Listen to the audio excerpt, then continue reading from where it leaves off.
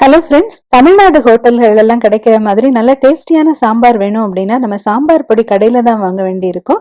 அப்படி இல்லாம நம்ம எப்படி வீட்டிலேயே நல்ல ஈஸியா டேஸ்டியா நல்ல சாம்பார் பொடியை பெர்ஃபெக்டா அரைச்சிக்கலாங்கிற வீடியோ தான் நம்ம இன்னைக்கு பார்க்க போறோம். வாங்க வீடியோக்குள்ள போகலாம். பொதுவா வாரத்துக்கு 2 நாள் நம்ம சாம்பார் வைக்கிறோம் அப்படின்னு நம்ம கால்குலேட் பண்ணோம்னா நாம பண்ண போற குவான்டிட்டிக்கு 2 பேர் உள்ள ஃபேமிலிக்கு இந்த சாம்பார் பொடி 3 மாசம் வரைக்கும் தாராளமாக போதுமானதா இருக்கும். நீங்க புதுசா நம்ம சேனலுக்கு வந்திருக்கீங்கன்னா சப்ஸ்கிரைப் பண்ணிட்டு தொடர்ந்து பாருங்க. Welcome to Vicky's kitchen.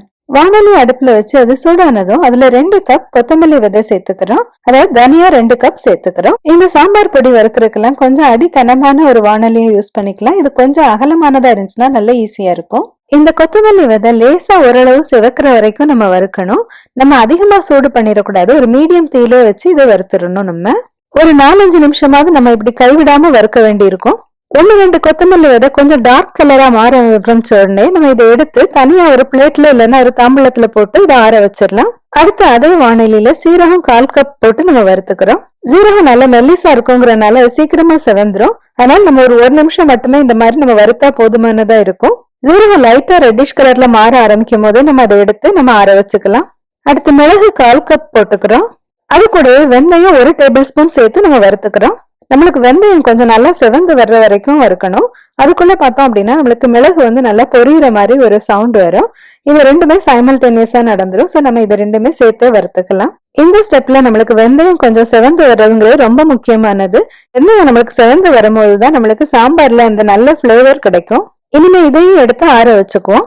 இனிமே இதே வானொலியில நல்லா சூடா இருக்கும் போதே அதுல கடலைப்பருப்பு 3 டேபிள் ஸ்பூன் சேர்த்துக்கிறோம். கடலைப்பருப்பு ஓரளவுக்கு நல்லா செவந்து வர்ற வரைக்கும் நம்ம வறுக்கணும். அது ரொம்ப டார்க் ப்ரௌன் ஆயிடக்கூடாது. ஆனா ஒரு மைல்ட் ரெட்டா வர்ற வரைக்கும் நம்ம வறுக்கணும். இனிமே இந்த கடலைப்பருப்பையும் எடுத்து ஆற வச்சுக்கலாம். அதே வானொலியில 3 டேபிள் ஸ்பூன் உளுத்தம் பருப்பு சேர்த்துக்கிறோம். இந்த உளுந்தம் பருப்பு நம்ம தோலோட உள்ளதை எடுத்தோம் அப்படின்னா நல்லா வாசமா இருக்கும். அதே சமயம் கலரும் நல்லா இருக்கும் சாம்பாருக்கு. இனிமே இந்த உளுந்தம் பருப்பையும் கொஞ்சம் லைட்டா ரெட்டிஷா வர்ற வரைக்கும் நம்ம வறுத்துக்கணும். உளுந்து வறுபட்டு வரும்போது நம்மளுக்கு வாசம் நல்லா தெரியும். இந்த ஸ்டேஜ்ல பார்த்தோம் அப்படின்னா நம்மளுக்கு உளுந்து நல்லா செவந்து வருது. இதுல எடுத்து நம்ம இதை ஆற வச்சுக்கலாம். மறுபடியும் இந்த வானொலியில நம்ம 1 டேபிள் ஸ்பூன் கடுகு சேர்த்துக்கிறோம்.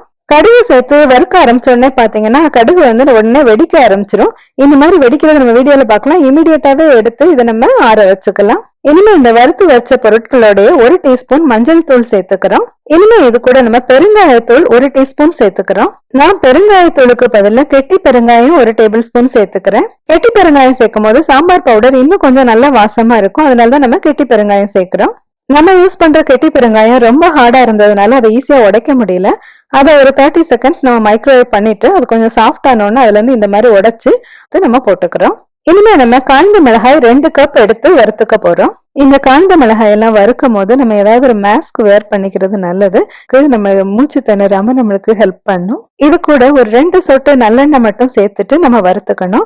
நம்ம நல்லெண்ணெய் சேர்த்து வறுக்கும் போதுதான் நம்மளுக்கு இந்த மிளகாய் எல்லாம் நல்ல நிறம் மாறிட்டு நம்மளுக்கு இந்த சாம்பார் பொடி நல்லா ரெட்டிஷா கிடைக்கும். சாம்பார் பொடி அரைக்கும் போது இந்த உருண்டையா இருக்குல்ல, இந்த காஞ்ச மிளகாய் வாங்கி அரைச்சோம் அப்படின்னா நம்ம சாம்பார் பொடி நல்ல பிளேவர்ஃபுல்லா நல்லா இருக்கும்.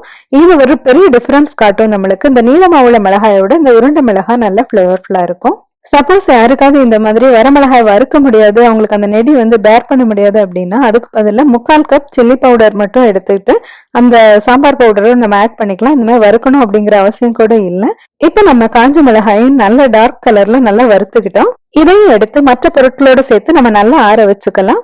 நம்ம வறுத்து வச்சிருந்த பொருட்கள் எல்லாம் நல்லா கம்ப்ளீட்டா ஆறின பிறகு அதை எடுத்து மிக்சியோட பெரிய ஜார்ல போட்டு நம்ம அரைச்சுக்க போறோம். ஒரு 2-3 பேட்சஸா நம்ம தனித்தனியா அரைச்சிட்டு ஒரு பேப்பர்ல போட்டு வச்சுக்கலாம். முடிஞ்ச வரைக்கும் நல்லா ஃபைன் பவுடரா வர்ற வரைக்கும் நம்ம இதை அரைச்சு வச்சுக்கணும். நம்ம நெக்ஸ்ட் பேட்சையும் அரைச்சிட்டோம். இனிமே இது எல்லாத்தையும் அதே மிக்சி ஜார்ல போட்டு ஒரு தடவை நல்லா ஓட்டி எடுத்துட்டோம் அப்படின்னா இது ஃபுல்லாவே நல்லா மிக்ஸ் ஆயிடும். இதை நம்ம கம்ப்ளீட்டா ஆற வச்சுக்கிறோம். இனிமே இந்த சாம்பார் பவுடரை எடுத்து நம்ம ஒரு கிளாஸ் பாட்டில்லயோ இல்லைன்னா எவர்சிலர் கண்டெய்னர்லயோ போட்டு நம்ம ஷெல்ஃப்ல வச்சுக்கலாம். இதை நம்ம ஃப்ரிட்ஜ்ல வைக்கணும் அப்படின்னு தேவை கிடையாது. என்ன ஃப்ரெண்ட்ஸ், நம்ம எப்படி வீட்லயே ஹோம்மேட் சாம்பார் பவுடர் நல்ல ஹோட்டல் ஸ்டைல்ல பண்ணிக்கலாம் அப்படின்னு பார்த்தோமா? இந்த வீடியோ பிடிச்சிருந்துச்சுன்னா லைக் பண்ணுங்க, ஷேர் பண்ணுங்க. நம்மளோட விக்கிஸ் கிச்சன் சேனல் சப்ஸ்கிரைப் பண்ணிக்கோங்க. மறுபடியும் இது மாதிரி ஒரு இன்ட்ரெஸ்டிங்கான வீடியோ இருந்து உங்களை சந்திக்கிறேன். Until then, take care. See you.